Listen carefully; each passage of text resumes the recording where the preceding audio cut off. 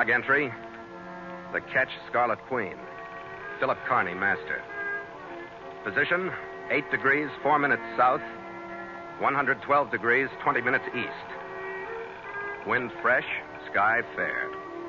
Remarks, cleared Surabaya, Java after losing valuable cargo. Reason for loss, the Pegleg skipper and the Iberian blade.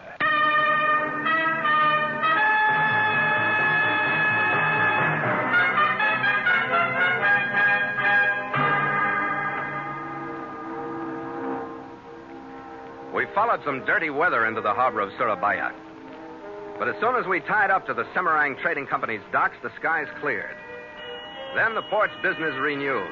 Harbor craft skittered to and fro. Profit in Dutch florins passed from hand to hand under the heat from the Java sun. And a visitor rushed aboard the Scarlet Queen. You are Captain Kearney, yeah? That's right. I am Carl the Bishop from the Semarang Company. Oh, you got cargo for us? Yeah. Cargo for you to take to Darwin, Australia.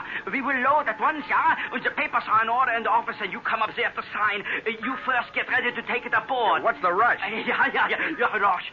Silicon for the steel mills in Australia. I pay you bonus if you rush, yeah? Yeah. Okay. Gallagher! Skipper. Peel the covers off the hatches. We got cargo coming aboard. Stand, Skipper. Nielsen, take 2 men and open number 1 hold. Kohler, give me a hand on number 2. Let's go!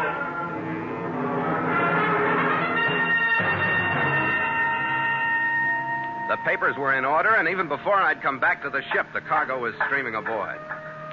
As per the bills of lading, the boxes that were dropping into the holds were marked Silicon to Semarang Trading Company, Darwin. Hey, what is this stuff, Skipper? Silicon? Yeah. That's a hardening chemical used in making steel, Red. How we doing? Just about all stowed. Good, we can use that bonus.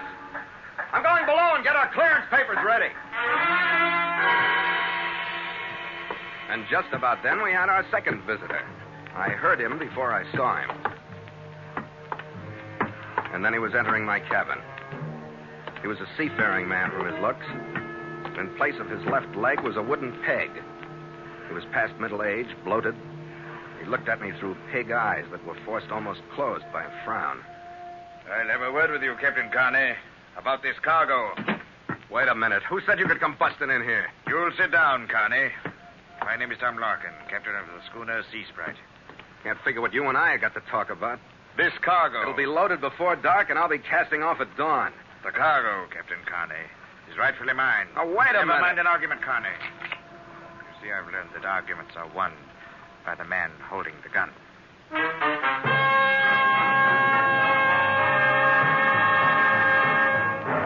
And so Mutual continues The Voyage of the Scarlet Queen, written by Gil Doud and Bob Tallman, and starring Elliott Lewis.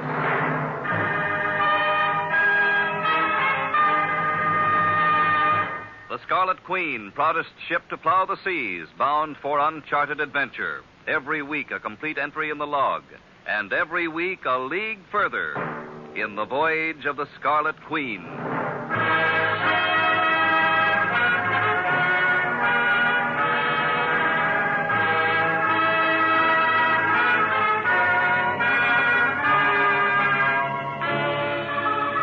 No arguments, Kearney.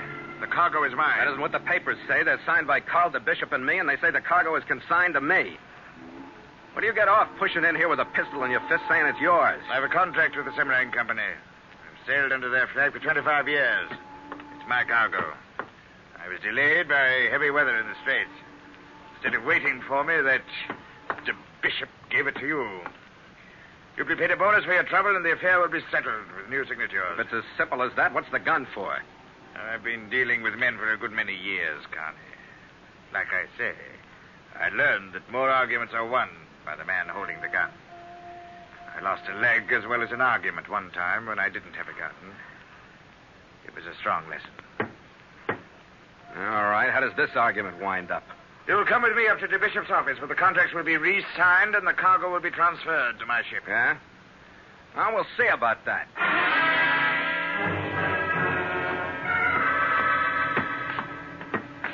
It was just about dusk when we reached the company warehouse, went through the door into the Bishop's office. The Bishop was through signing or unsigning contracts. The cause of death was unexplained yet, but he was slouched over his desk in an attitude that was unmistakable. Yeah, what is this? Beggs, what's happened? A slight man with hunched shoulders and balding head stood in the middle of the room wringing his Tell me, hands. Beggs, what happened? Good answer me. What's the matter with the bishop? I don't know, sir. It was like that when I came in. I don't know. Don't gibber, Beggs. I don't know, sir. It was like that. I tell you when Quiet, I came, Beggs. sir. I don't know. The bishop? The bishop, what's the... blast you. He lifted the body to an upright position, Blast you for a worthless cat. and he shoved it. The chair, upset, and the body crumpled to the floor with it. Larkin stood looking down at it. So did I, looking at the ornate Spanish silver hilt of the Iberian blade. It was protruding from just above the bishop's heart. I'll see to the transfer of that cargo, Kearney. What makes you think I'll stand by anything you see to? I've got the authority now that the bishop is dead, and I use it. Look, Larkin, I got a contract with the Semarang Company. They're going to release me from it, or nobody is. That's law in Java, or the Malay States, or Australia, or any place else. I'll take care of that. Not with me, you won't. Get in touch with the Darwin office. Tell him to notify the port captain here. I'll take my orders from him. I'll take care of that, Captain Kearney. You, Beggs, come here. Yes, sir. What's your tie-up with this? Well, With the office, the company. I'm a clerk, What was sir. the murder for? I don't know, sir. He was like that just sitting there when I came What in. about that cargo? Why is Larkin so hot to get it aboard his ship?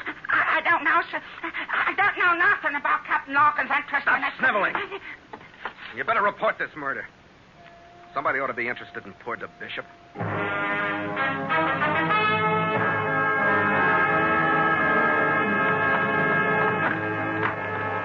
Gallagher?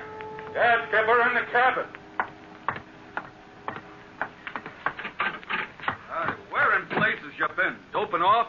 I took a little time off and got mixed up in a murder. We'll put the bottle down. You don't need a drink. That's where you're wrong. I'm not kidding, Red. Oh, who was it? The bishop. The devil. How come? I think we took on a hot cargo. I tried to get hold of somebody at the customs office to check it for us, but it's after hours. I think to play it safe, we better get the Queen out of here. Why? Who are we running from? A Captain Tom Larkin, who's got a Pegleg or crew someplace and strong feelings about putting this stuff aboard his ship.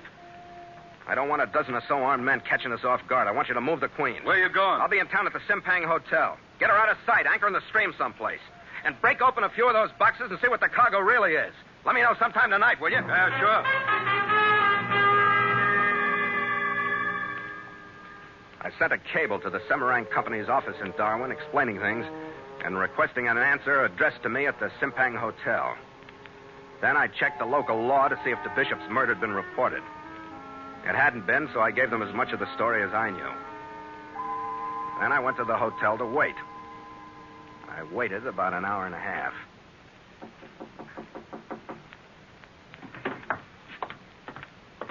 Yeah? Captain Kearney, I must talk to you. The figure on the other side of the door was very trim, darkly appealing, and very feminine. She pushed away into the room and closed the door. I am Marcia Calero. How do you do? I was for a long time a very close friend to Carl. Carl? Carl de Bishop. We met in Argentina, and I followed him here. Mm-hmm. Sit down, Miss Calero. Thank you. It is so sad about Carl. Yeah. Why'd you come to me? I had no place else to turn. It was such a shock to be told by the police like that. So sudden. They told me about you, and I needed someone to talk with. In the States, we'd say your act is from hunger, Gordon. I beg your pardon. You got my address because you or Beggs or Larkin found out about my cable to Darwin. That's the only place I mentioned this hotel. Suppose we dry up and start again, huh? Eso es. Captain Kearney, where is your ship? That's better. My ship is in a safe anchorage, and it'll stay there until I hear from the Darwin office or turn it over to customs or both. Oh, that is good. I was afraid that Captain Larkin had gained control of it. Why? It was Carl's cargo and mine. Now that Carl is gone, it is all mine. We made the original investment, and now I deserve to make the profit. Is that not right? You aren't wasting many tears over your late, very close friend, but it sounds businesslike, huh? I am not so hard as I sound. I am very frightened. Captain Larkin wants to steal the cargo. That is why he killed Carl. Huh? What is the cargo? Oh, it is silicon. You must have known that, Captain Kearney. That's what I was led to believe, yeah. I want you to help. I want you to protect my cargo and have the police arrest Captain Larkin for killing poor Carl. I would pay you a big bonus. You would do this for me? Everybody's got a bonus. Look, why don't you just tell the police about Larkin? I'm afraid If to. you're telling the truth, why should you be? I am telling the truth. But sometimes the truth is very hard to tell. About the cargo, you mean? About everything. You see, I am not Carl's legal widow or the remaining legal business partner. Who is that? Hey, Skipper. Oh, Red, just a second. Come on in. Yeah, I'm on... Well, I should say so. This is Miss Marcia Calero. How are you? Mr. Gallagher. How do you do? It is my pleasure. No, not at all. Yeah. What did you find out about the cargo, Red, if I may interrupt? Yeah, Skipper. I split open some of those boxes. It's silicon inside, all right. In bars about 1.5 feet long and about 6 by 6 inches the other way. Capitan, you did not believe me. I do now, gorgeous. I do now. Oh, Skipper, here's something I picked up at the desk for you. It's a cable, I guess. Clerk said that it was... thanks, Red.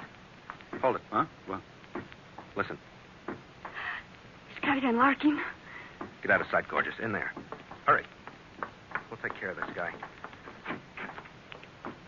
All right, take the side of the door, Red. Yeah. I'll open it. You collar him. Yeah, okay.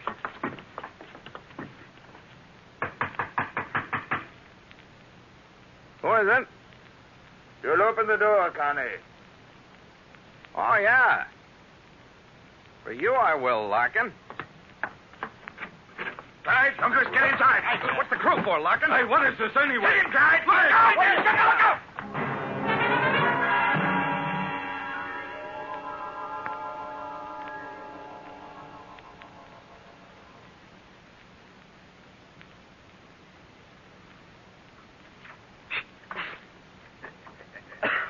That's enough water for the good captain. Don't want to drown him, Clyde. He's coming round now. Keep him in the chair. Two of you behind him. Get his arms. Now we'll have a word, Kearney. Where are we? Never you mind that, sir. What do you want? You'll tell me where your ship is. That's what I want from you. I don't know. Oh. You'll be stupid if you want to, Kearney. But look round you. The sight may change your mind. I looked at the strange room for the first time. Gallagher was on the floor out.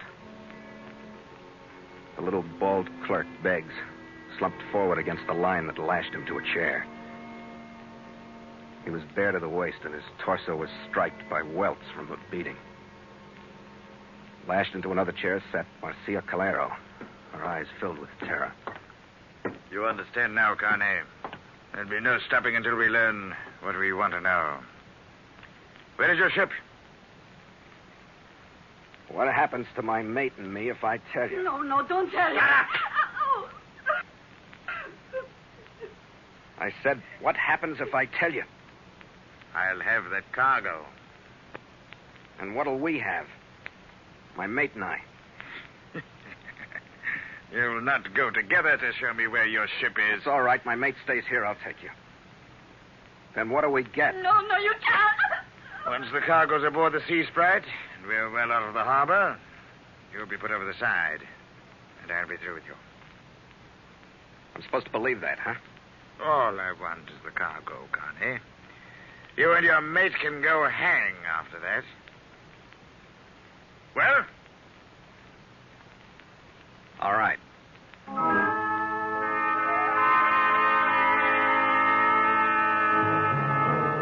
I gambled because there wasn't anything else to do. I went with Larkin. I marked the spot we left, a residence somewhere near the local river, the Calimas. Then we headed toward the waterfront. I led him down onto the mud shore. I was hoping for a small boat, any small boat that would look like it had come from an American ship in these waters. I kept moving forward as though I knew where I was going. And a few hundred yards down... Here's the boat. All right. Get in, sir. Now, start rowing. And remember, Captain Kearney, I'm the man who's holding the gun.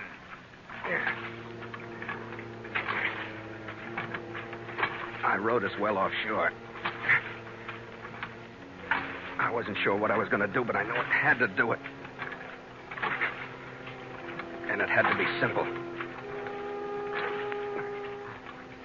I figured I'd roll over the side and get under the boat and capsize it. I waited. And then... I heard his shots just as I settled into the water. I went under the boat, reached up for the port gunnel and pulled down.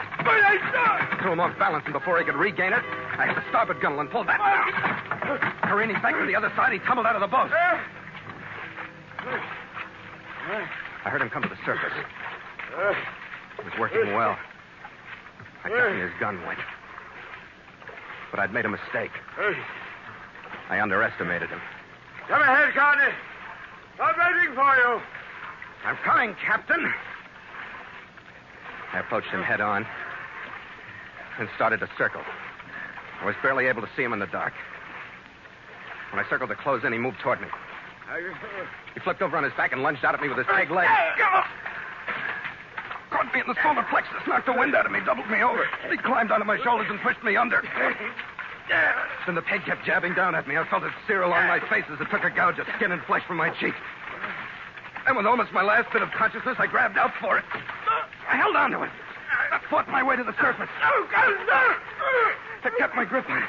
Using it as a lever, I held his head underwater. His right boot thrashed into my face, my chest, and my belly. But I held on until the kicks got weaker and stopped. And I had to fight with myself to keep from passing out.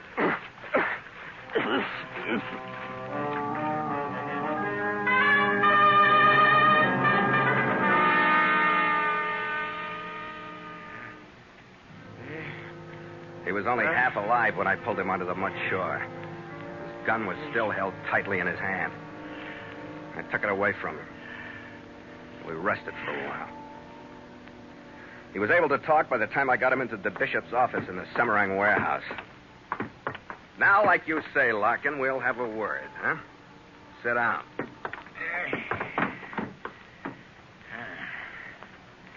You're a sly one, Kearney. But you'll pay for this?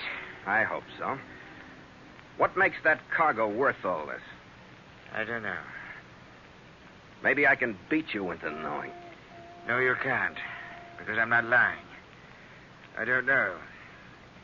It's worth a fortune, but I don't know why. How do you know it is? Beggs told me he heard the bishop talking to the woman about it. Didn't you lash the rest of it out of Beggs? No. And you didn't get it out of the bishop before that knife blade went home? I don't know anything about that. Ask Beggs. He was here. I think I might do that.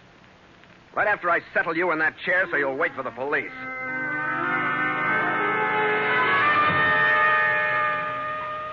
He wasn't comfortable, but he was secure by the time I finished lashing him into place. Then I took Larkin's revolver, dried it, reassembled it, and shoved it into my pocket.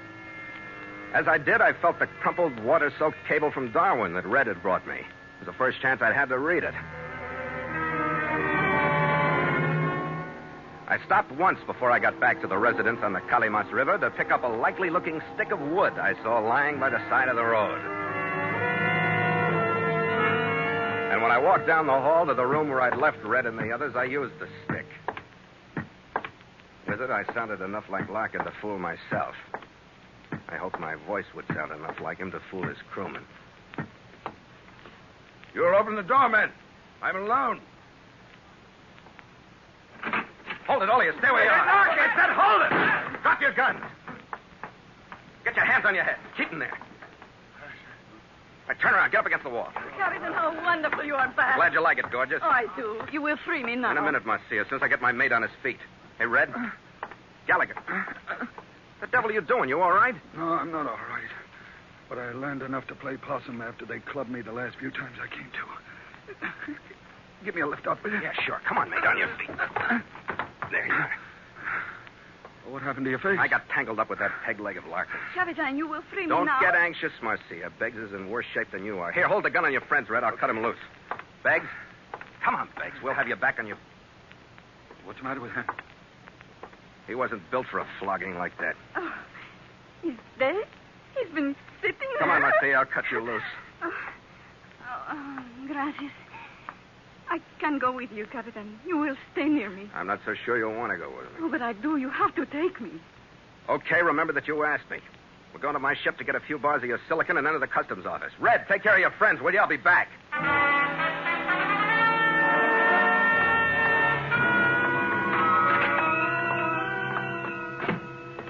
Nick. Oh, you is the English? No, American. Yeah, what is you We want? brought you some silicon we'd like to have you look over. It's from a cargo that belongs to Miss Calero here. It is also unnecessary, Captain. What is it you want? Silicon? I want you to take these bars someplace where you can melt them down. Oh, Captain, why you do this? You are so foolish. Maybe, gorgeous, but if silicon wasn't the cause of this mess tonight, something else was. What is mess? 2 murders to date. What is the silicon? Ask her. I ask you. I do not know what this is all about. No, I think I can come pretty close. A shipment of silicon to Australia is natural enough. It's used to harden iron and making steel. I don't know what its melting point is, but it's pretty high, over 1,000 degrees centigrade. So it would be a lot of trouble to melt down the bars to see if anything had been mixed with the silicon. Yeah. You talk too quick. I don't follow so fast. You don't have to understand. All you have to do is have it melted to prove whether I'm right or wrong. I do not know anything you are talking about. I will be at my home if the customs officer wants to talk any more to me. Hey, look. Yeah? Get this stuff someplace where you can melt it. I got another stop to make with her. Yeah, if you think it is necessary. It is, Chief. I got it on good authority. Hey, Marcia, wait a minute. Oh, wait. I'll walk you home. I do not think I would like it. Oh, come on. Maybe on the way we can figure out how to pin the bishop's murder on Beggs. Come on. You are a difficult man to understand, Captain Kearney. Why did you say that? Because you killed the bishop? So Captain Larkin wouldn't force him to transfer the cargo to his ship. Why do you say that? Because Captain Larkin saw you do it. He is lying. You know he is. No, I wish I did. I hate to see you go up for it. You aren't the type for Dutch prisons. Captain, wait. Why did you say that? Because you're so beautiful. You think so? I'm human. I'm not blind. I do not understand you. Look at me. Mm-hmm. What do you want? For what? To go away or to stay with me? You know what it is about the cargo, no? Sure. Diamonds. They don't have to find them. Why don't you stay with me? We will have money and together a good life. With eyes like yours, gorgeous, you'd make it tough. Querido, please. But I saw that Spanish knife handle sticking out of the bishop's chest. Oh, don't, please. I'm afraid I wouldn't have one easy moment with you. Oh, but you would, mi amor. Because I couldn't forget how you handled very close friends when you're through with them. I hate you. I'll kill you. Get away from me. All right, calm down, Let gorgeous. me go. I'll kill you. I'll kill you. I'll kill you.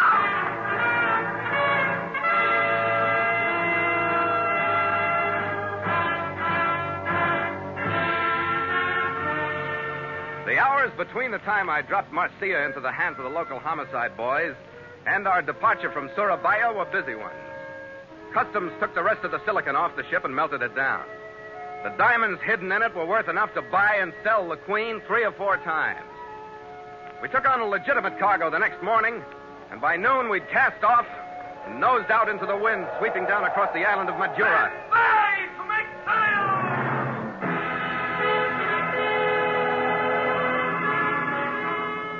Red balled the men into their positions. With 4 sheets! Make sail! And the halyards streamed through the sheaves under the pull of strong backs. The mainsail rose into place. The jib went out. Then the mizzen. The deck beneath me canted the port. And the Scarlet Queen took the bone in her teeth and settled onto her course. I guess we'll get there with this rig, Skipper. It'll do, Red. At least it's dropping Surabaya on our stern fast enough. Yeah. You know, you're a pretty sharp lad, Skipper. Oh, thanks, Red.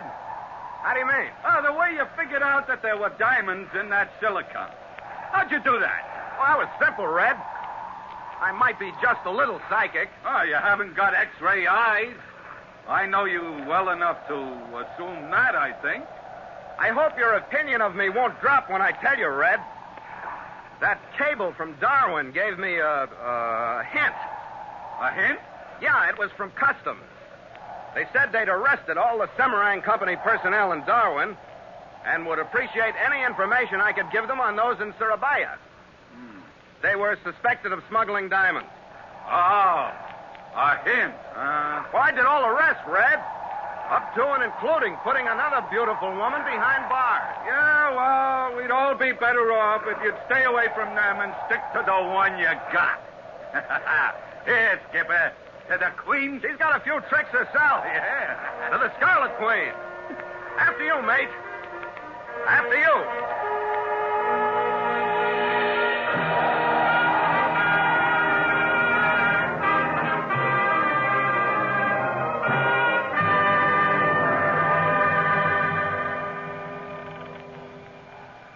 Log entry. The ketch Scarlet Queen. 5:30 p.m. Wind fresh. Sky fair. Sea cresting with high cross-swell. Ship secure for night. Signed, Philip Kearney, Master.